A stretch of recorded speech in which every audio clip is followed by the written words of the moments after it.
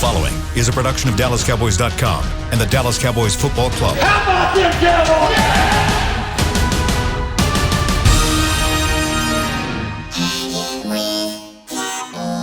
Blowing out of the backfield, exploding down the sideline. This is Hangin' with the Boys, presented by Wingstop, where flavor gets its wings. Now, your hosts, Nate Newton, Kurt Daniels, Jesse Holley, and Shannon Gross.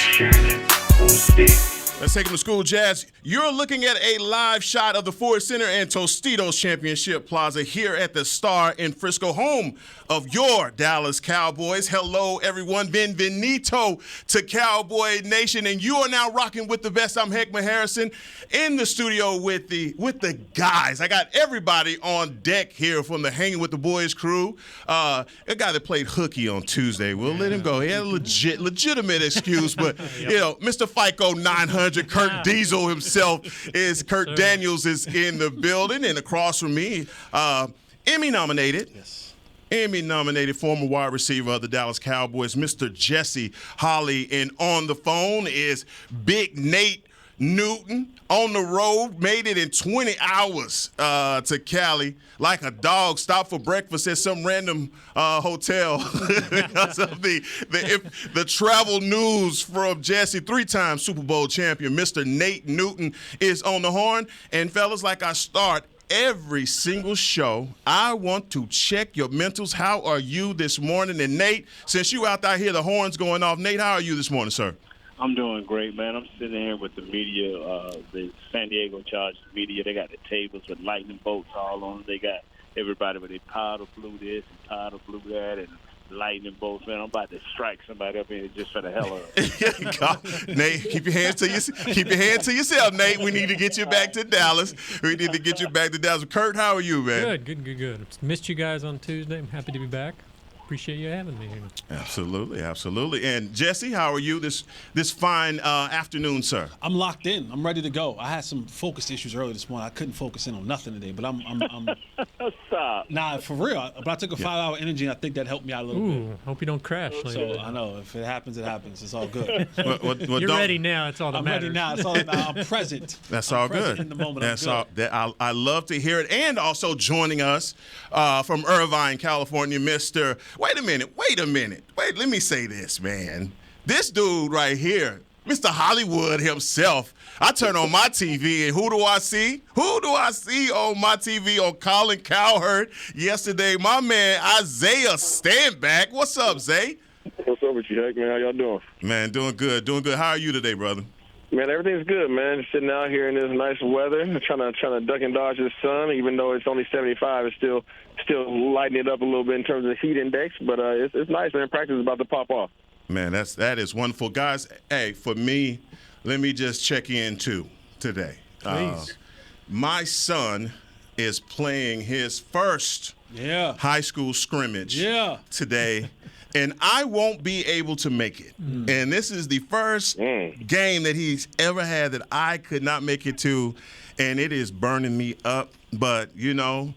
You got a pretty good reason, though. I do. I have a pretty good reason, but I tell you what, man. Daddy sometimes got to make that bacon, though. He do. Sometimes Daddy got to and that's what I'm doing. You got to say, listen, son, you know what? He know you. Here's the thing. He knows you want to be there. Like that, it's not a question of, dang, my dad never – He knows you want to be there. Start, Jesse. No. Listen, trust me. I've been left on the porch far too many times to know what it feels like when a daddy don't want to be there. Trust me, Nate. I'm an expert at daddy not wanting to be there. Okay. Oh my God. I can tell you that Heckman wants to be there, and Junior gonna know that you want to be there. But sometimes daddy gotta go get the bacon so that Junior and the rest of the family can eat. So that's what we're doing, man. We putting it to Wilbur today so we can get that bacon. And so he will definitely understand. But getting on with this show, Kurt, I want to ask you, since you did play hooky on Tuesday for a good reason, news and notes coming out of camp on the joint practice. Anything came out that worth note? Are we healthy? That's probably the main thing is starting to see a few banged-up injuries. Jordan Lewis left practice with the hamstring. Sounds like he's going to be out a little bit. But they think he'll be back in time for first game. And today, Noah Brown is out with a toe injury. So apparently, hopefully that's nothing too serious. Hopefully they're just giving him a little rest. But it's kind of a mash unit in the wide receiver corps right now because Lamb's out as well. Yeah, I think that was the one thing that kind of shook me up when they talked about his foot, but then it comes out that he had a cut on the bottom of his foot. Nothing. Stitches or something, so right. It can be bad. Nothing major. But guys out there in California, I want to go right out there to you because, man, the last time we had a joint practice, boy, we came back in the studio and it was Debbie Downer in the SWBC Mortgage Studios. I want to know, how did you guys feel about yesterday's practice and assessment? Because Zeke and Micah spoke to the media yesterday, and they both said a few times about tempo. So, Nate, I know you were a stickler for that, and you mentioned the tempo as well. What was your feeling about yesterday's joint practice? I was kind of trying to do double duty because the great Isaiah Stanback was off doing things with Colin Cowboys. So I was watching the wide receivers as I was watching a little bit of the pass rush. But what impressed me the most was that our offense, when they went into normal down and distance, for the first time and forever, we had 2 series where we ran the ball for more than 4 yards. Nobody leaked off. Everybody was on their blocks. They wasn't perfect, but everybody was on their blocks. Both teams were consistent in finishing, trying to finish their plays, high tempo, very combative, but no fighting. It was a pleasure, and it was a joy to see that. But now the Dallas Cowboys did fizzle out. They must have knew that Isaiah was back, and Now, say, I gotta ask you, man, how did you feel about the pace of practice, and did you feel like the Cowboys atoned for the bad practice in Denver? It was better. I don't know. I mean, you put away what happened in Denver. You throw that away, put that in the back pocket, and never bring it up again because now it's another opportunity. It's a new week. We're into week 2 of the preseason, and these guys are playing against probably the best team in the league in terms of what's on paper. So it's a great challenge for these guys stepping into another environment that they're unfamiliar with, going against a highly competitive team in the same doggone division, in terms of the AFC West. So these guys are they matched the tempo yesterday. I felt like, until what Nate said, it did kind of fizzle out at the end, but it was good to see the intensity even leveled up from what we saw last week. How big of a difference is it for as players not to have to worry about the fighting, the tension, all that's going on, and just really be able to focus on getting reps in? Are you? Well, I don't. Here, go ahead, Nate, dog. Okay.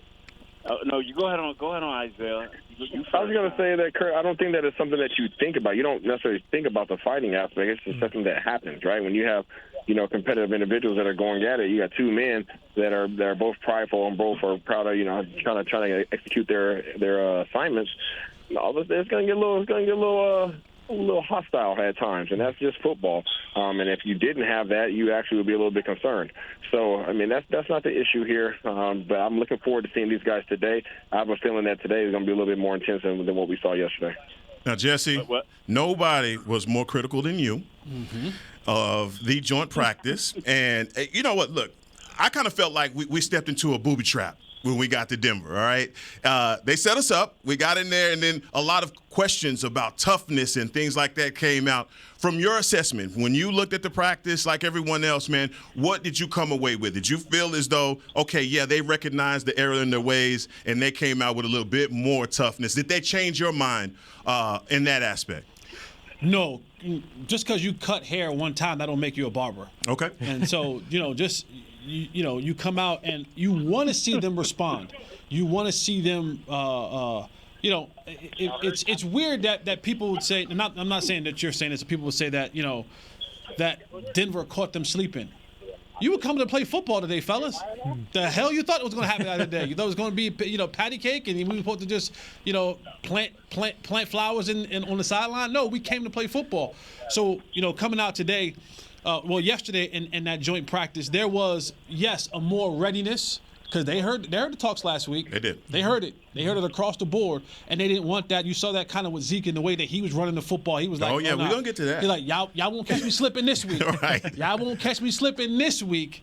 But there's still, when things got into not 7-on-7, when things got into those live periods where it was 11-on-11, it was kind of the competition period, you saw a dip in the way that the production started happening for the Cowboys. And you don't want to see that dip. You want to see that when it gets to that portion of practice where it becomes live and it's the real thing and it's everything but tackle to the ground. I want to see the elevation. I want to see those things go up. I want to see those blocks get finished, those passes get completed, those routes get run crisp. I want to see all those gaps being filled. I don't want to see the breakdown in coverage. Right. I want to see that part of the practice be elevated. It's easy when you do 7-on-7 and 1-on-1. That's the easy portion. There's no consequences in that. There's no rush. Your vision isn't obstructed and all that kind of stuff. I want to see when you got to deal with the real type situations. Will you elevate your productivity in practice? Because that's going to carry over to the game. You need more evidence, basically, is what you're saying. Cut some more heads. Yeah. Before you tell me you get your barber's license. Like, there's a reason why your chair is empty. Cut a few more heads, and then you'll get some more. Hey, man, I can't even talk about anything to do with haircuts at all, so just leave me out of it completely. But Nate, I got to use your eyes, man, on this. You know, you had a lot of questions about the offensive line, and I've talked to you about that offensive line, about guys like Ball, about the rookie Smith. Of your assessment, these guys going up against the likes of the Bosas and the Khalil Macks, how did you feel about them yesterday? Were they firing off, man, or was it a little bit of the same for both of those players? No, it was much better. It was much better. Now, Bosa got our boy one time. He put him to sleep with a double move, and he jumped back outside. He got him, but most of the time he was competitive. A lot of times these drills are designed for the defense. And Khalil Mack went against our boy 77. He did a hell of a job, and so on and so forth. You know, the president handled his business. Our center, you know, you still got to get a few more rocks in his pocket and learn how to sit down. The left guard played better. I'm talking about number 73 and Smith. He played much better. He got his hands inside much better, and just doing one-on-one pass rush. And my man McGovern, he's still right now in my eyes. Maybe they may change this around, but in my eyes, he's still practicing better and playing better at this time. But both of them show a little bit of improvement in these practices from what I saw yesterday. And Nate, you said the president. You're calling that's Zach Martin, right? Is that who? He's the butcher of Bakersfield. I call him the president. Because I look at him. If we had 5 of them, we had to never worry about that. Yeah. The president. I heard that. Go ahead, Kurt. You're saying that Connor McGovern is playing better than Tyler Smith right now at left guard? Right now, if you go back and look at the games, because I take in the whole deal. I saw the two trees, and I understand how the Florida effect. And right now, my man does not know all of his plays. He blew a 3-step drop that I did not take kindly to. That's how you get your quarterback hurt. And right now, you're going to have to get your hands inside because you had 2 penalties. And then none of that happened to Connor McGovern. And they played him at right guard as well as left guard. So right now, he's ahead of him. If I had to start the game today, I would be a little bit more comfortable with Connor. You know, and if you wanted to work the guy in after we get a tremendous lead on the team, then you work him in. Let's see, show something great here in the next few days. Or if they say we're going to live with this the first 4 or 5 games to get him the experience, let's go with it. Now, is he ahead by a mile? Is this just by a little bit? Just by a little bit. And so over this next scrimmage, today's scrimmage, and the preseason game, do you look for Smith to kind of create that gap between him and McGovern? Because I think as an organization, if he's not starting, you have to ask yourself some serious questions about did you pick the right guy? Yeah. That was one of my things. We ride on that. If you draft a guy, you better know basically. I understand it's always a mystery, but you better know what's happening. You better have a 80 to 90%. Hey, this is our guy. So, but anyway, what he has to do is close this little gap and then separate himself just a touch. If it's a week or two, down the road and Connor McGovern's still the favorite, they're still you'd say the starter at left guard. Do you start working Tyler Smith more at tackle? No, you don't. No? He can't play guard. What makes you think he can play tackle? That's true. Yeah, I mean. Tell it like it is, Nate. Now, he may go to the right tackle and have a little bit more success. But do we understand, please don't ever forget what does it take to play the left tackle. You got to be a pit bull with ballerina feet. And I'm talking about prima donna ballerina feet. This kid is slow on his feet. He's right now. He want to grab and hook and hold, but that ain't. If you're riding a Bronco rodeo show, you good. But this is the barrel race. You got to be quick and nimble on your feet, baby. Now, Zay, I got to ask you, man, because I want to talk about one of your favorite subjects and your favorite player right now for the Dallas Cowboys, probably you and Jesse, because I've heard some scathing criticism from both of you for one Simi Fehoko. And right now, Simi Fehoko is showing people in his second year, man, he's made the jump. He's making plays in camp, and you're not hearing about any drops or slow out of his breaks, things like that. But Isaiah, tell me what is your feeling now on Simi Fehoko? I just need to continue to see it. I need to continue to see it. Practice is one thing, and game is another. And I know everybody's going to see the touchdown last week, and no, I'm not going to take anything away from him in that regard. He scored a touchdown, but it wasn't like you routed somebody up and just became open or made an amazing. You know what I mean? It's just I want to see him continue to make those plays. I want him to continue to show up, and he still needs to show up as a specialist. That's what I'm still waiting to see. I still don't see them valuing him as a special teamer at this point in time, and I believe that when you're in the position that he's in, where you're a number 5 receiver, you're a 5th or 6th option on this team, you have to make contributions on special teams. And Jesse and I both understand that. And I just don't feel like Bones Fossil values him in that regard yet. Jesse? I'm looking at the names, CD and Noah and Jalen and Dennis. The one positive, and it sucks, but this is the nature of the business, that Simi Fehoko has going for him is his draft pick status. Yep. That's it. That is it. And it may not seem like a lot. And Dennis Houston might actually outplay him. But it's so hard to take a guy who you didn't draft and catapult him over a guy that you actually did draft. Everything that goes into putting a guy on your draft board and evaluating him and actually That's just ego. No, it's just the nature of the beast. Like, that's how the business goes. We put so much value in this guy that we're going to give him every single opportunity, even if the guy that we probably think might be better than him. Wow. But because we drafted him in that kind of respectable range, he's going to get the nod. Even if the performance. He's going to get the nod a little bit more so than a guy like Dennis Houston. Kurt, yes, it is pride. It's pride and it's finances. You got to think about it. It's the pride aspect. You got to take that on the chin in front of absolutely everybody, in front of the whole world. And then on the second side of things, you have to eat the money that you've given them. You got to eat it. So financially, you're investing substantially more into one player than the other. So those are two hard things. Talking about finances and pride, shoot, that bring most men to their knees. Yeah, and for a guy like Simi Fehoko and other guys, right? Because 2 weeks ago, all you heard about was T.J. Vasher. Right.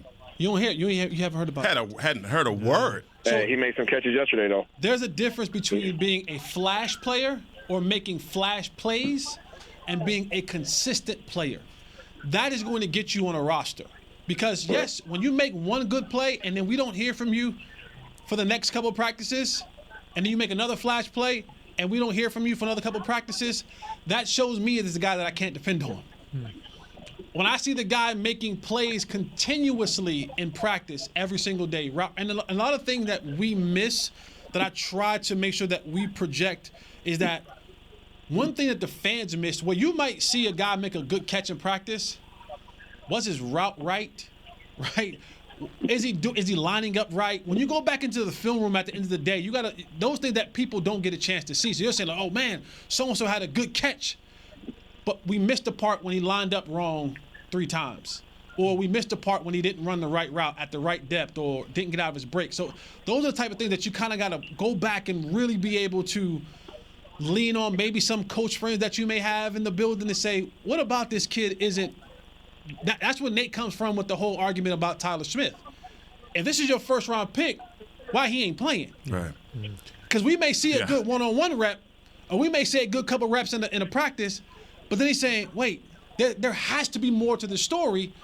Then you go, oh, he don't know where he got to go on a 3-step drop. I can't trust that when I got a guy that's worth $40 million that he's responsible to blocking for. Yeah. So it's all those other small little ancillary things that we don't sometimes really dig into. That is the determining factor on why guys aren't starting, why guys aren't getting the playing time, or why guys get cut, or all those other little things when you're talking about a player. And for a guy like Semi Fehoko, he's making some plays, but they still kind of playing other guys in front of you, but they're trying to give you an opportunity. So it's like you got to just start looking at all those things and saying why and all that kind of stuff. Let me ask you this, and both you, whichever you want to ask this, wide receivers, man. When it comes down to Jalen Tolbert, obviously a lot of great things said about him in OTAs, in camp, but then he got in the game versus the Broncos and has a medicine ball thrown at him. He's probably going to take a hit. He doesn't catch it. And he's caught a lot of heat for some of the drops that he had in his first preseason game. When you guys, rookies, are just looking at a rookie trying to develop into a guy that has a lot of pressure on him, especially with the competition really kind of just being handed to him in as far as the third wide receiver, do you believe just from what you're seeing that he's ready, or you need to see another step with him as well? He has to continue to get reps, man. It's reps for him. You got to understand he hasn't played at this level before, right? And he's been practicing against the Dallas Cowboys, but now all of a sudden this week, now he's playing against J.C. Jackson and Something Samuel Jr. A little bit different, right? So, I mean, it's all a learning curve for him, and you just want to continue to see progress. You saw him drop one last week. Okay, that's one ball. That's obviously something that you don't want to see continue to show up. But, you got to get a kid a chance to get his feet underneath him and continue to provide him opportunities to show you what he is capable of. And that's what the preseason is for. Exactly what it's for. In this day of age where there's so much talent at all levels of college football, is it still a big jump from a kid from South Alabama Yep. And I know Heck was like, don't go down on my small schools and my HBCUs. I'm sorry. It matters. The game, when you try to tell people that the game moves faster, they're like, well, that guy – it's not this 100-yard distance faster. It's a second. It's a half a second. It's what you consider open at Southern Georgia and what you consider open at Southern Alabama and what you consider open at Alabama. Those two are. Jesse, let me chime in on that. Who would you guys consider to be top three fastest on the scene? Top three. Dennis Houston is going to be in there somewhere. Okay, Dennis Houston. Okay. Who else? J. Lou. Probably Micah. Yeah, Micah. Yeah, exactly. Are you putting Turpin in there anywhere? Sure, put him in there. Okay, so Turpin. All right, let's use Turpin. Turpin yesterday after practice sat up there and said that the reason why he didn't make any real returns last week is because he wanted to fill out the speed of the game. You're talking about one of the fastest dudes on this roster on the Dallas Cowboys, and he's trying to adjust to the speed of the game. The USFL doesn't match the NFL. So you doggone right, college to the NFL is going to be a huge jump. I do not agree with that. I do not agree with that because you I don't. play with USFL. No, I'm just joking. I agree with that.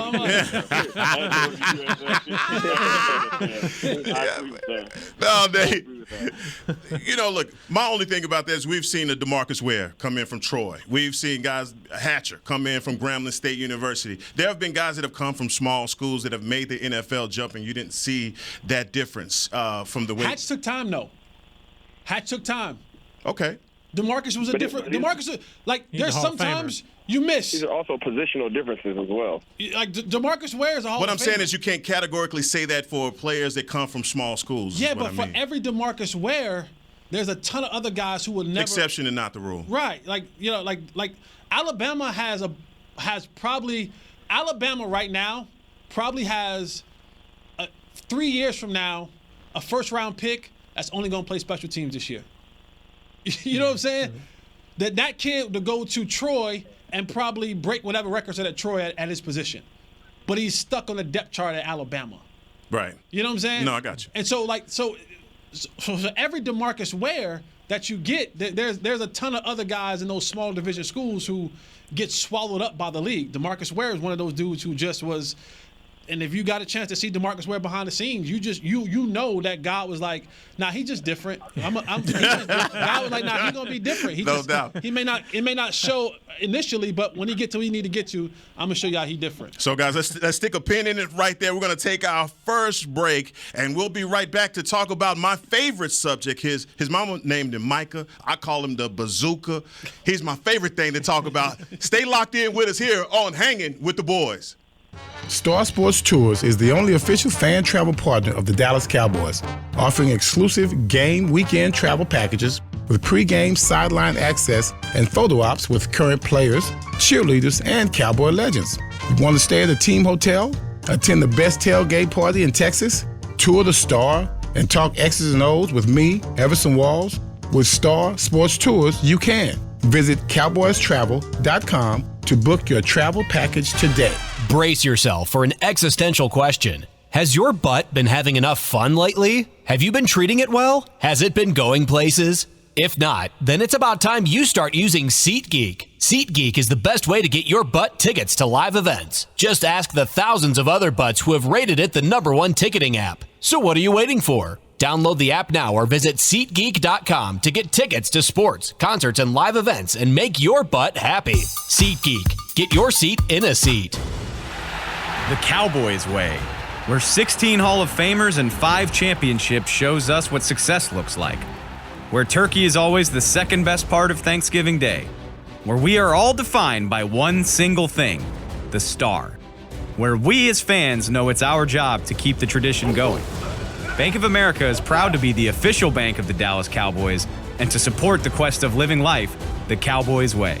Copyright 2020, Bank of America Corporation. Attention Cowboys fans looking for the best shave of your life. There's a new official razor of the Dallas Cowboys, Shave Logic. Imagine not having to buy blades as often and getting more smooth shaves than your old razor, guaranteed or your money back. After more than 10 years of research and over 150 company patents, ShaveLogic is proud to offer Cowboys fans a special offer. For a limited time, visit ShaveLogic.com and get a free $10 gift card with your purchase. Go to ShaveLogic.com now for more smooth shaves guaranteed. Back to Hangin' with the Boys. Back in action here at the SWBC Mortgage Studios. I'm Heckman Harrison with Kurt Daniels and Jesse Holly and Nate Newton on the phone with us. Isaiah had to step away. He has Hollywood duties. Isaiah, the next one up seemed like, man, Isaiah, you the next one up out of here. Well, they loading them in quick, man. And this second segment is brought to you by blockchain.com. I got to the read on time, Jesse. But look, guys, I got to ask y'all. 2 years. That was your read? That was it. You were panicking about that read? Hey, I know the lady that makes sure that the read is done, so I want to make sure I got to that. you made it sound like you had one of the long reads. I do. That was coming up, but I just had to make sure. I'm like, wait a second. I'm like, that one, you should have that one on the back of the memory. I don't. Hey, man, there's a lot of stuff going on, Jay. Give me a break, all right? I'm sorry to bring our personal stuff into Let me ask you this, guys. 2 years ago, if I said to you that this defense would be the strength of this team 2 years ago, I'm going to take you back. We're going to go back in the hot tub time machine, all right? When Dante Poe and Everson Griffin and Jalen Smith was swiping and Mike Nolan running things. Yes, and at that time the defense was the hot boys. Giving up more yards in everdom for this team. We'd never ever seen a defense quite like that. And then fast forward 2 years later, you have some guys that are making strides on your team, doing some great things. What is your feeling about that? As being offensive-minded guys, Nate, you're offensive lineman, you receiver. Being that things are starting to transform themselves into the defense being the strength of your team, do you think that this team can be successful with the defense being the strength? Very much so. The Ravens did it. The Saints did it. There's a lot of teams. The New England Patriots did it. But now it takes the pressure off your offense. All you have to do is be who you are. And don't and take advantage of the situations that the defense can offer you. When you get a turnover, you come away with 6. When you get a short field, you come away with 6. Courtesy of the defense. That's all that it is. Yeah, Because the name that you brought up, Saints did it, Patriots did it, Ravens did it. I wouldn't compare us to that Ravens defense. No. That's a historically, literally historically great defense. So I want to compare us to that. But I think the biggest component in that was two things. You had a Hall of Fame quarterback. You had, at that time, at those times, you had what would be considered, those were the elite level quarterbacks when they were doing it. Drew Brees, Tom Brady. Okay. And then you had the coaching to match it. Bill Belichick, Sean Payton. You have to factor that in to why that defense was able to be whatever those defenses were at that time. There is a shift happening in this Cowboys sphere. It has historically been known to be an offensive football team, dating back all the way to Nate's days in the early 90s. But it seems as if the defense has taken on the dominant personality in this program, on this team. The biggest thing about that now is, will the powers that be allow that to take the forefront of what we are? I would think so. Because defense ain't sexy, y'all. It ain't a sexy. But defense wins championships, Jesse. Winning is sexy. Defense isn't sexy, y'all. Come on. While I'm like you, one of my favorite stuff to talk about is Micah Parsons. I think he has helped change the culture of this defense, and adding other pieces like a J-Ron Curse, adding pieces like that to this mix gives you a more well-rounded, more physical, more tougher, more just stout defense. I still, in my heart of hearts, though, and this is not the offensive guy in me, I still think they're going to rely heavy on the offense.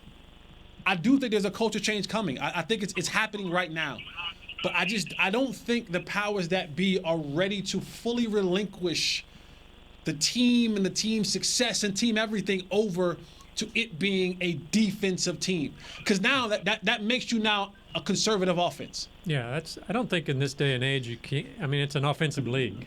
Even the best defenses are going to give up some yards and points. I mean, the Cowboys are one of the better defenses last year. They gave up a lot of yards. Do you have me? So their offense is sexy. You're right, and I think this offense. Fellas, I'm sorry, I got to get off right now. I have a prior engagement. Nate's big time in this too. Yeah, I'm sorry, I got to do something with Colin Cowherd. Bye bye.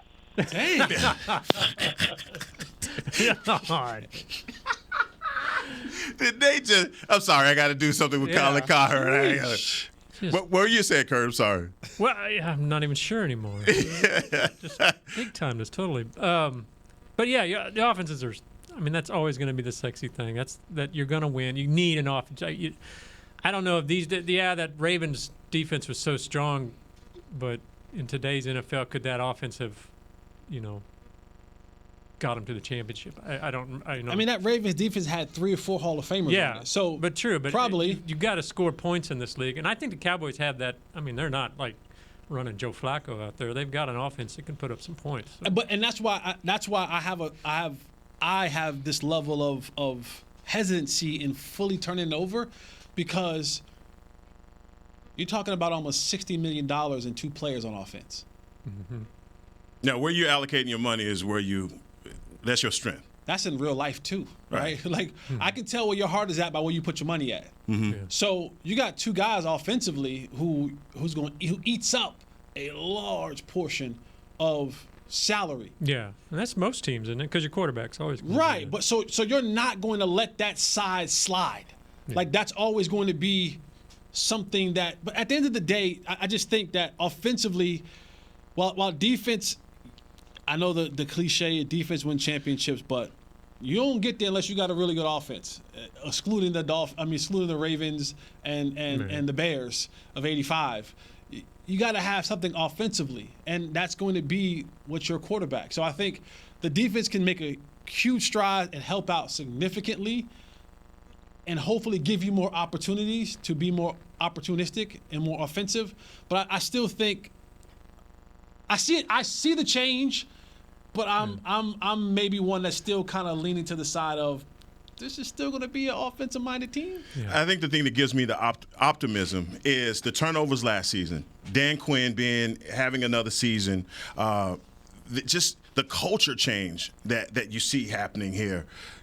Look, defense is, like you said, this is an offensive league. You know for sure what gets the bodies in the seats is seeing offense, big points, things like that. We talk about the shortcomings of the Dallas Cowboys on offense. Receiver, being able to stretch the field, make big plays. But when you have a defense that could cover up maybe some of those shortcomings, I think that's where the rubber meets the road for me with this defense. You know, if they can get those sack strip fumbles, maybe not have there's nothing proof positive about them being able to generate those same interceptions and turnovers from last year, but getting stops, getting off the field, getting the offense the ball back. Those are the things that I think from a culture change can be the difference on this team this year and help your quarterback who look, he's right there at that level to make that breakout, especially if you want to make a long run through the playoffs. Your defense can actually carry you.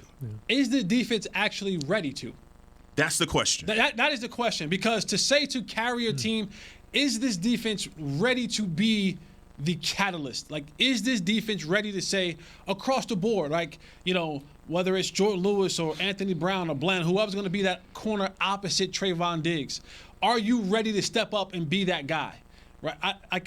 I take Micah out of the conversation because I know whatever we put him at, he's going to be good at, right? Yeah. But will you have the other guys around him step up to that level to say, you know what? Yeah, this is our team. This is how we're going to carry ourselves going forward. So we can say that there's a shift coming, or it looks to be a shift. Are these guys ready to be on the field the majority of the game? The dominant parts of the football game, because that's what it comes down to. If this is going to be a defensive team, then now we're more conservative on offense. We're not taking those shots. We're risking putting the ball in harm's way of turning the ball over. We're punting the ball more often than now going forward on fourth down, because we're saying that our defense is that good, and so we're going to allow them to do what they do best and punt the ball away and not go forward on fourth down and not take that shot down the field, and to be more conservative in our play calling, because if we get 13 or 14 or 17 points, let our defense do what they do. So that's a huge – you ain't just talking about letting them be the alphas. You're talking about a completely organizational shift on how you're running your – I don't know if we would want to see the offense take the foot off the gas, so to speak. You want them to be aggressive. But I do kind of feel like the defense is ready to make that next step, simply because – you got your second year of Dan Quinn. You've got nearly every starter back, So my hope, at least, is that these guys have a year experience in this system. They've tasted some success with all the turnovers and such last year, that they can be that leadership, the leading side or whatever.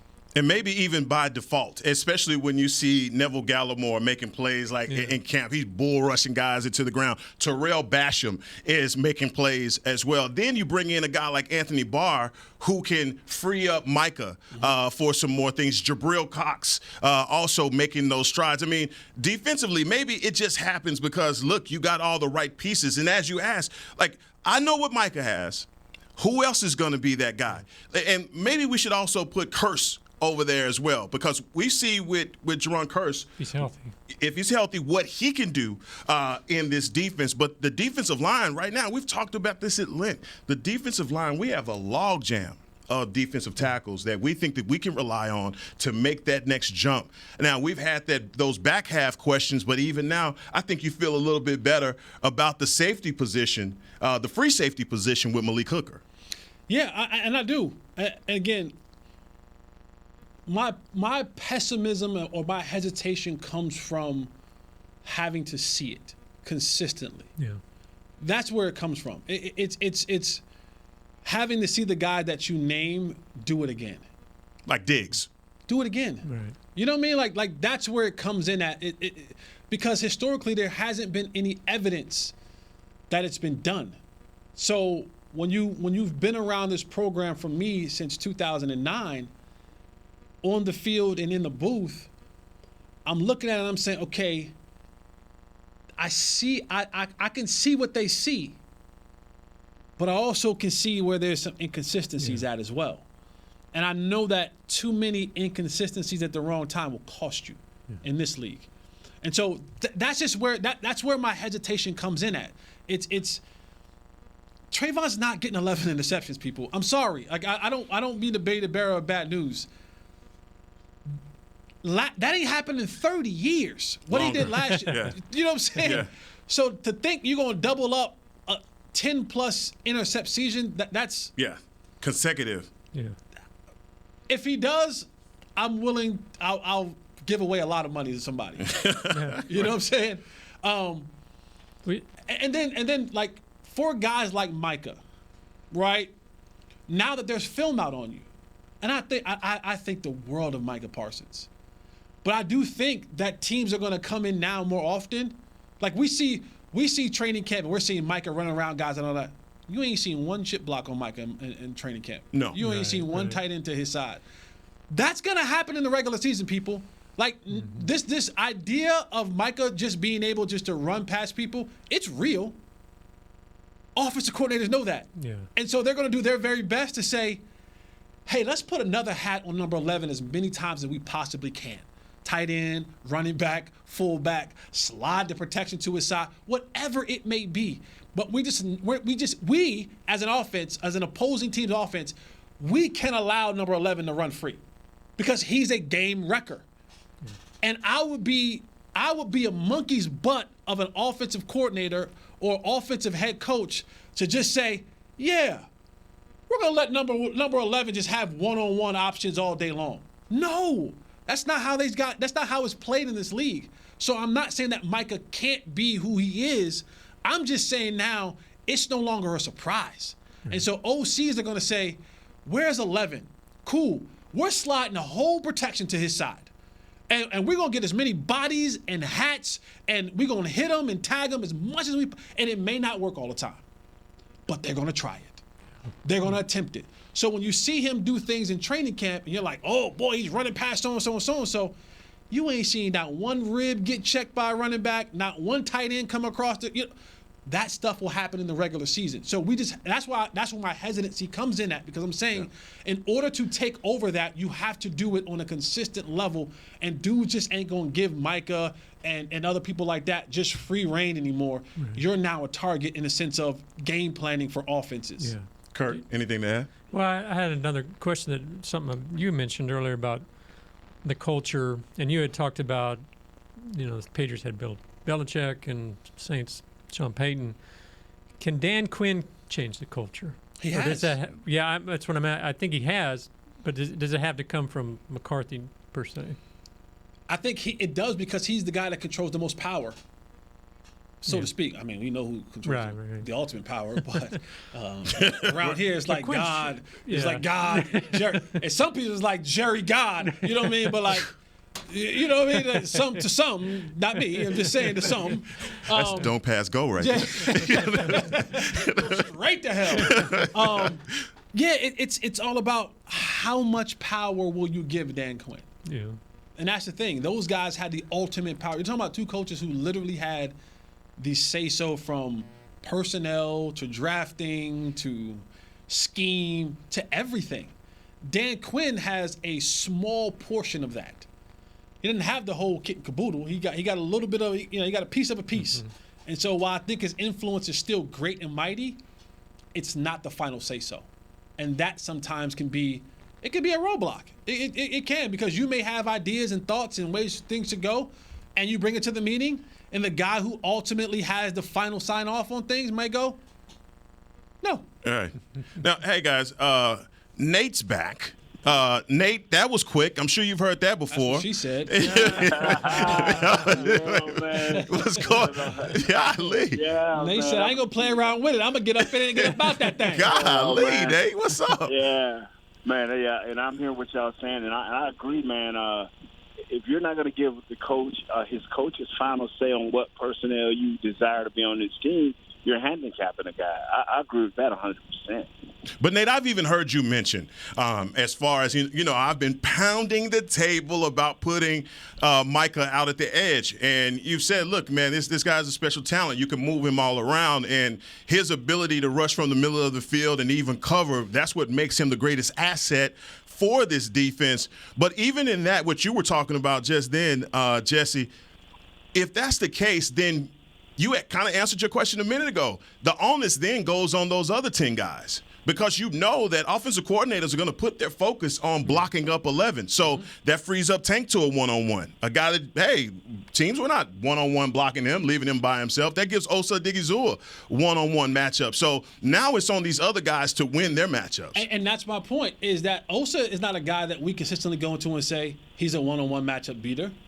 Like he hasn't been that guy. Neither has Neville Gallimore. And I get the injuries that he suffered with, last year. But while there's a log jam of guys who can actually play, none of those guys are actually proven guys that can go out there on a consistent basis. Consistent being the key word. So when people jump in my DM, my timeline and say, "But you consistently go out there and dominate their matchup to where now you're a factor." Not just being maybe a rotational guy, that's when you really start going into that mode. Tank's a guy who has proven before that he can be a dominant factor on that side of the ball. Those other guys, they're good players. They're NFL caliber players. But they're not guys who you're like, hey, look, guys, we're going to circle this dude, and we're going to watch out for this dude. Yeah. They're not saying that about Neville Gallimore. Not yet. Yeah. They're not saying that about Osa. Not yet. They're not saying that about Watkins. They're not saying that about Ridgeway or Tristan Hill. Yeah. None of those. They're not.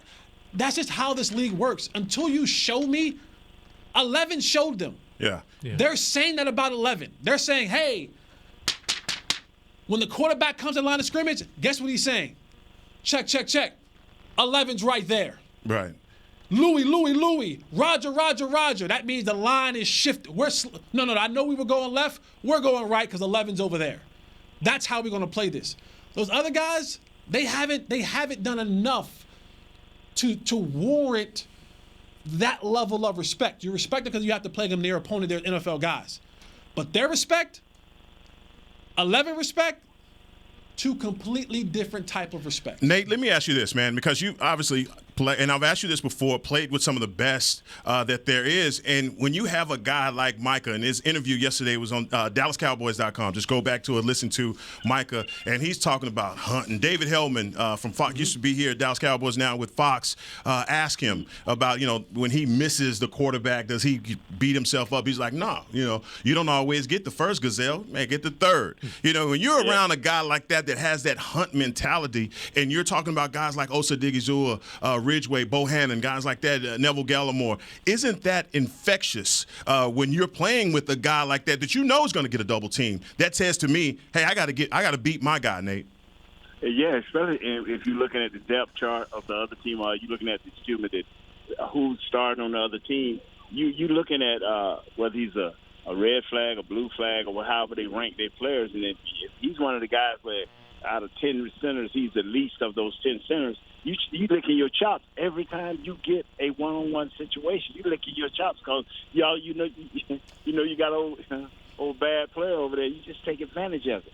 The thing that I don't want to get away from, fellas, is we talking about number 11, we talking about number 90, who are great players that can play run and play pass. A lot of these guys are not pass rushers, and we're going to find that out. And a lot of them are in here to stop the run, to give these other guys a chance to be who they need to be. Because if we don't stop the run with a Ridgeway, if he can't stop the run, we got pass rushers. We can move guys all over the field to rush the pass. We need for him to stop the run. And I know I'm going a different way, but if these guys don't stop the run, it'll be back Mike at it even then, if we don't need that. We need for these other guys to develop. How'd they look yesterday? I've heard Bohannon getting a lot of reps in there. They looked good. They looked good in pass rush. They looked good defensively during the teams and stuff like that. They looked good. Like I said, they were going back and forth. They're going against, on paper, I think one of the best offenses and defense collectively on paper. They got it, man. You go down there, they roster, man, and you can just pick out 7 guys on offense, 7 guys on defense. They got it. If they can play for one another and play for the love of the game, they're gonna go far this year. Guys, we're going to take our we're going to take our final break. And Jesse might have made us retire the bully pulpit the first time that he did it. But we're going to have to rehash this, man, because I got some bones to pick with some people on some other networks that's talking about our guy, Mr. Spoon himself, Ezekiel Elliott. So stay locked in with us here for more Hanging with the Boys. Brace yourself for an existential question. Has your butt been having enough fun lately? Have you been treating it well? Has it been going places? If not, then it's about time you start using SeatGeek. SeatGeek is the best way to get your butt tickets to live events. Just ask the thousands of other butts who have rated it the #1 ticketing app. So what are you waiting for? Download the app now or visit SeatGeek.com to get tickets to sports, concerts, and live events and make your butt happy. SeatGeek. Get your seat in a seat. Nobody protects you from mayhem like Allstate. I'm a broken traffic light. Stop and go is the name of my game. It's easy. You go, they go. What was it? They go, you go? And if you have the wrong car insurance, these repair costs could stop you in your tracks. So get Allstate's new low auto rate and be better protected from mayhem, like me. Not available in every state based on coverage and limits selected. Subject to terms, conditions, and availability. In most states, prices vary based on how you buy. Allstate Bar and Casualty Insurance Company and affiliates, Northbrook, Illinois. Hey, Cowboys fans, if you're thinking about attending a game this season, visit cowboystravel.com to book your travel package today. Stay at the team hotel, have dinner with a Cowboys legend, and experience AT&T Stadium's exclusive VIP Owners Club. Also, tour the Star, get autographs from your favorite players, and talk X's and O's with me, Mickey Spagnola. The official travel partner of the Dallas Cowboys will take care of all your travel needs. Visit cowboystravel.com. With Smoothie King's original Angel Food and new Angel Food Slim without added sugar, you no longer have to choose between treating yourself and hitting your goals this summer. You don't have to choose between great taste and feeling great. Because at Smoothie King, every blend is made with whole fruits and no syrups, so you can satisfy your cravings without compromise. The only choice you will need to make is which one is best for you. Try our classic Angel Food or the new Angel Food Slim, blended without added sugar. Smoothie King, rule the day.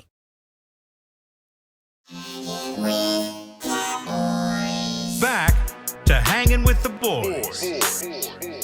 Come watch the Dallas Cowboys practice during training camp at the Star, presented by American Airlines. Open practice will take place for back-to-back nights at the Ford Center at the Star in Frisco. Join us for Cowboy Night on Tuesday, August 23rd, starting at 4 p.m., and open practice on Wednesday, August 24th at 6 p.m. For more information, visit thestarinfrisco.com. Back here at the SWBC Mortgage Studio, Kurt Daniels, my man across from me, Jesse Holly, and Nate Newton is back. We thought we lost him. He did what he had to do real quick, and now he's back. And I'm Heckman Harrison for the final segment of Hanging with the Boys. Jesse just said we were ready for the NFL, didn't he? He did. You see that? That was a little bit of credit. I didn't know how to take that. I thought he was a misread, but he read it. I just, I was telling people, I said CeeDee's out with the stitches and Noah Brown's out with the toe, and so that means Simi Fehoko, Dennis Houston, Jalen Tolbert, Heckman Harris, Kurt Daniels all have something in common. Boy, look, and never caught a touchdown. None of you guys have receptions in the National Football League. Not at all. Now listen, I ain't too far from those guys. I only got a couple more than they got in the time that I've been there. But just briefly, that situation in its whole look is concerning to me because stitches here, a toe there, is a knee here or a hamstring there. Yeah, we're on the verge. And this is what we're looking at. Mm-hmm. Yeah. What we're probably going to see, I don't know. CeeDee's probably not going to go this weekend. No. So what we're looking at now, I don't know how good or bad Noah Brown's toe is. I could tell you if Noah Brown was on the bubble, that toe would be good. That's just where we're at. Noah's in a place now where he's like, you know what? I'm kind of arrived. I've kind of arrived a little bit. My toe. Right. I'm not playing this game. But you're getting ready to see what life was going to be like if something, a toe, a knee, a hammy, a rib, a shoulder, a collarbone, a neck, a finger, a wrist, whatever, to CeeDee Lamb, what it looks like. Yeah. But as an organization, are you in the mind state like, look, we just got to get through the first quarter of the season, first four, because we know what we have coming back? Tampa? Yeah. Cincy? Who's the next one? Is it Washington? Washington. New York is in there somewhere. Maybe it's New York. It's one of the NFC's teams. Like it's New York. So I mean, you can come out of there 2-2. That ain't a great start to your season. No. You know what I'm saying? And then, like, I don't know why there's this misconception of as soon as Michael Gallup comes back, he's going to be the old Michael Gallup. It doesn't happen that way, ladies and gentlemen. Michael Gallup is going to take, even when he comes back, it's going to take a few weeks for him to kind of get his footing back underneath him, getting just getting trust in the knee, because it's and I love Britt Brown. That's my dude. Love Britt. It's one thing to run routes on the side of Britt Brown. It's a whole other thing to run routes in a game. Like, even the conditioning level. I don't care how much running you do on the side in the offseason. There's a whole different level of conditioning that you need in game. Your pads are on. Someone's hanging on you. You're fighting somebody off. You're running, stopping. Your levels are just up. Everything's up. Right. So different levels. So it's going to take Michael Gallup a few weeks. Eye-hand coordination, just seeing the ball come out of there. What is it like catching a pass now with someone hanging on me? Right. What is it like catching a ball? Like I ain't got hit by a safety in a long time. What happens now when I come across the middle and that safety's there? Am I ready for that hit? Am I thinking about that? And we have two players that are in that same position. You see what I'm saying? And they haven't made any moves either, Jesse. So that's the concerning part. That is the most concerning part. And we're going to see a lot this weekend when I hope that Four is playing Dak Prescott and what these other guys, we talk about the Semi Fajokus of the world and the Dennis Houstons and the Jalen Tobits and all that, and good that they're having good practices. Fine. They're willing to take that chance. And that's a wild chance to take. To me. They are. They're willing to take that chance. Remember about 4 or 5 years ago, it was like, wow, receiver by committee. Yep. And if CeeDee Lamb go down, that's what you'll have the first 4 weeks. And I think that they're saying if we are 2-2 and we get these guys back, and if we are at the halfway point, 4-5 or 5-4, they still think they can probably make a run. I mean, because if we're looking at the reality of the thing, a receiver just ain't gonna come in here in two weeks learn our offense. I learn the language. He may know the route tree, but then he gonna just come in 2 weeks and learn the language. So if they get past this game and nobody get hurt, or say somebody get hurt, you think in 2 weeks they're going to bring a guy in here that unless you bring in a veteran guy who knows our system? So they are telling you, when we lost the linebacker, the LSU kid, they hurried up and got Barr in here. Oh, my God, we better get somebody in here to help us get some depth. They think they got it, fellas. From what they showing us right now, they think they got it. So, Jesse, I'm with you 100%, but I don't think they are. Cool. Talking about something that's wild, guys. Yesterday, a former NFL VP exec was asked if the Cowboys have to run the offense through Ezekiel Elliott, where would we finish? And this former VP, who will remain nameless, said that the Cowboys will finish third in the NFC East if this offense runs through Ezekiel Elliott, basically saying that Zeke is yesterday's news and that he is average at best. Wow. Okay? This is the opinion of some that are out there, and maybe some even in Cowboy Nation, that are thinking that Zeke isn't even the best running back on this roster. And guys, it pisses me off. It does because the numbers don't lie. More carries since 2016. Nobody's had more carries, more yards than Zeke since 2016. And then the biggest down for running backs to me is third down. Okay, third down, 18 conversions on third down. And also the toughness and availability that he has shown in our offense to now say that he is yesterday's news. Look, I'm going to lean heavily on guys that have played this game, that know the game. But you've got to tell me, Nate, you have played with the world's best running back to ever tote a football. What is your opinion when you hear executives have takes like that on Ezekiel Elliott? They have a right to. They have a right to. They think they have seen the film and they've made their opinion, and so they have a right to. What we have to understand is all those things you said don't favor a running back. If it was a quarterback or maybe a wide receiver or offensive guard, all of that would be favorable. Running back, it just puts a bad spot on a guy. Most carries, most this, most that. And even though it's positive, it don't look well for a running back. Right about now, you run Zeke 10, 15, maybe 20 touches, depending on how big the game is and how bad we need this game, which we do need them all. You build him up as the season goes. You let Tony Pollard do his thing early and often. And as the season go on, and if it warrants you, that's when you start brutalizing Zeke. I mean, you take advantage of his physicalness, his third down abilities, all of his capabilities. And by then, your offensive line maybe will be as one unit. Nate, I have an offensive line question. Is it easier to run block or pass block? Run all day. It's easier to run block. It's easier to run block to get on to people, but it's special when you can pass block. It's very special when you can pass block. Pass blocking will keep you in the league. That's like a run defender. When you're young and strong and cheap, everybody wants you, and they'll pay you up to 5 or 6 years. But after about that 7th, 8th year, you got to be a hell of a pass rusher for them to keep you. Going back to your original question about Zeke, I don't think the offense can center on him. I think that's what the question was. Do the Cowboys be successful if the offense is going to go through Zeke? I don't think it can. It's got to go through Dak. I mean, it's a passing league. They have to do it. But Zeke has to provide. There has to be some kind of running game. Yeah. And it's not a 50-50 balance anymore. It's going to be a heavy passing. That's the way it is now. But Zeke has to be, and he has to be healthy. He obviously must be the better back because for 3 years now we keep talking about Pollard, and he's still not seeing any action. So I think Pollard will he'll be a complimentary back, but Zeke has to do his job, which is just as a part of the offense, he's not the increased offense. every year, though, Kurt.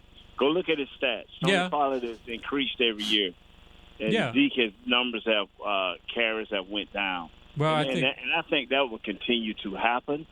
I think that will continue to happen if the offensive coordinator, running back coach, and offensive line coach look at what's going on. Well, that's the key. If you let history be a part of what you're doing, you will see that, okay, we need to find more inventive ways, and really not more inventive ways. Just hope Jake Ferguson can get in the way of somebody on the end of the line so we can get this kid out in space, Pollard.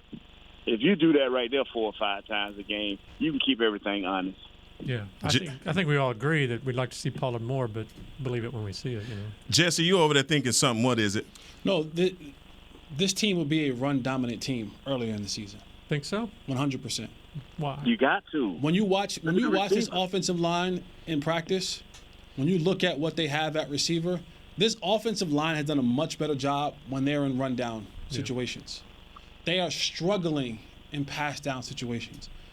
Tyler Smith, when he has to be in a pass-down situation, you're talking about, if there's going to be a pass-dominant team, that means Dak's going to pass the ball 30-plus times or more.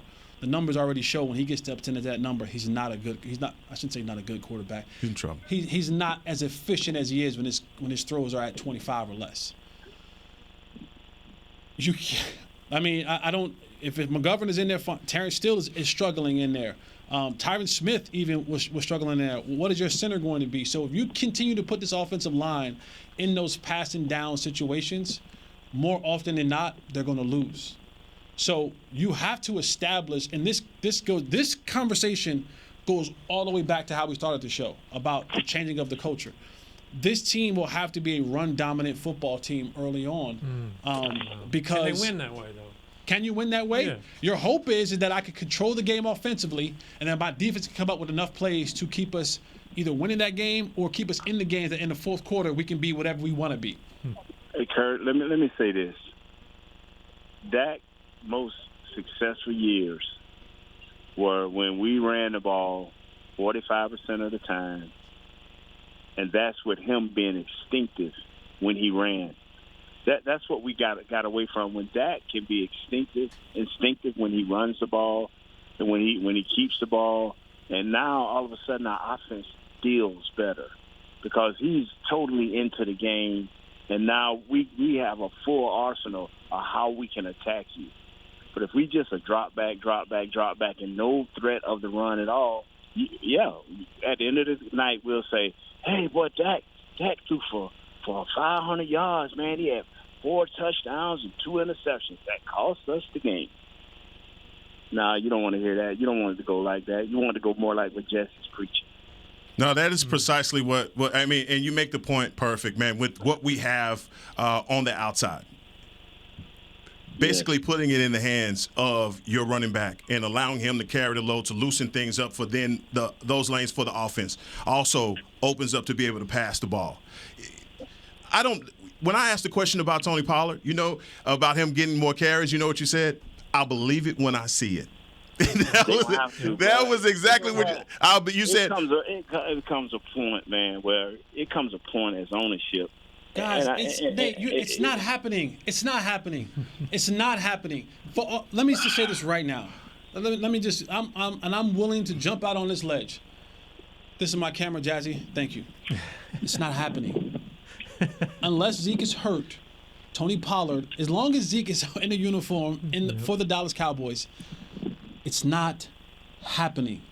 They're paying Zeke a boatload of money. That matters. I'm sorry, guys. We can say it's about team and about sport. It's a business. I'm not putting a guy that I got to pay. What is he up this year? $16 million, Kurt? Yeah, it's 16, 17. Guarantee. You think I'll put him on the bench? You're out of your mind. We ain't saying put him on the bench. It's not, Nate. You know what's not happening. You might mix Tony Pollard up in there, and then this whole thing of Tony Pollard going to play receiver, a guy who never ran routes before. That ain't happening either. What'd you say, Nate? If Zeke touched the ball 20 times and Pollard touches 15 or 20, ain't nobody mad. See, and management's mad. Management's saying the math ain't mathing. Management saying 20 and 16 don't make. This is what we done forgot because we have not been consistent winners. But if you're winning games, nobody's gonna raise that hell but Zeke in his trainer. Zeke's not gonna raise hell because guess what? But his the check's clearing. What is manager, his handler? What they call things? Handlers. The check is Zeke's not even the guy that even like he's gonna be fine either way. Check's clear. Hey guys, I'm gonna be on this roster week 1. The check is going to clear. I'm good on all fronts of getting my bread. So Zeke's not going to be mad. And you're right, Nate. If there's winning, Zeke's not going to be mad at all. But yes, that's what I'm trying to say. There's some folks that sit in the box that are saying, hey, I do stamp those checks every week. And my seat and his seat for what I'm paying him shouldn't look the same. He should have grass stains. All I'm telling you is they're not going to worry about it if they're winning. They're not going to. If they're winning, be in the mix. Nate, yeah, if I was faster, we'd have had a 78-yard touchdown. Yeah, and if I was faster, I'd have been a fullback instead of a offensive guard. But it ain't. Okay. So there's a lot of ifs to this thing happening. That if the Cowboys are winning, I've heard the if was a fifth, right? I heard that. If my aunt had Testy, she'd be my uncle. Hey, you know what I mean? There's a lot of ifs going on. Hey, Nate, before you have to go, that's too small to worry about. Hey, Nate, before you have to go see, she'd probably still be a woman, right? Before you have to go see Colin Cowherd again, we rely heavily on you, and I want to thank you, Nate, for coming on. This is your show, but thank you for hanging on and coming back with us today, guys. Hell of a show. I think we gave the people what they needed today, and we'll be back. I don't know what the schedule is. What's the schedule, Kurt? Kurt, don't worry about it, Kurt. We'll be back. Maybe. That's all we know. They might fire you. They might fire you. I've been fired enough to know it is a possibility. It still works, Jesse. It still works today, baby. But tomorrow, Derek might be like, "Hey, leave it on my desk when you come." Man, thank y'all. So we'll have to keep you posted. Thank y'all for hanging in with us, and it's been another one, Hanging with the Boys, and we'll check you next time. Bye-bye. This has been a production of DallasCowboys.com and the Dallas Cowboys Football Club. How about this, Cowboys? Yeah!